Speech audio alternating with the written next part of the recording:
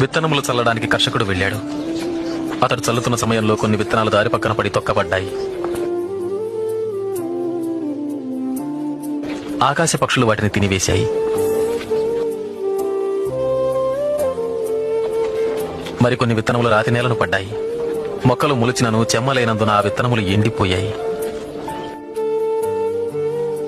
మరికొన్ని విత్తనములు ముళ్ల పొదలలో పడెను. ముళ్ల పొదలు వాటితో మొలిచినందున వాటిని అణచివేశాను.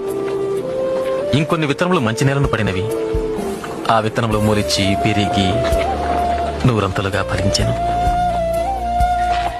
విత్తనము దేవుని వాక్యం. త్రోవ ప్రక్కన పడిన విత్తనములు ఎవరనగా వారు వాక్యం వింటారు, కానీ అపవాది వచ్చి వారి హృదయంలో నుంచి సందేశాన్ని దొంగిలించుకుపోతాడు. వారి నమ్మి రక్షణ పొందకుండాట్లు చేస్తారు. రాతి నేలను పడిన విత్తనములు ఎవరంటే వారు వింటారు, సందేశాన్ని అంగీకరిస్తారు కూడా, కానీ వీరు లేనందున కొంతకాలం మాత్రమే నమ్ముతారు. ముళ్ల పొదలలో పడిన విత్తనాలు ఎవరనగా వారు వింటారు, కానీ ఈ జీవన సంబంధమైన విచారముల చేతను ధనభోగముల చేతను అణచివేయబడి తద్వారా ఫలింపని వారు. మంచి నేలను పడిన విత్తనాలు ఎవరనగా యోగ్యమైన మంచి మనసుతో వాక్యము విని హృదయములో భద్రపరచి దానిని అవలంబించి ఓపికతో ఫలించువారు.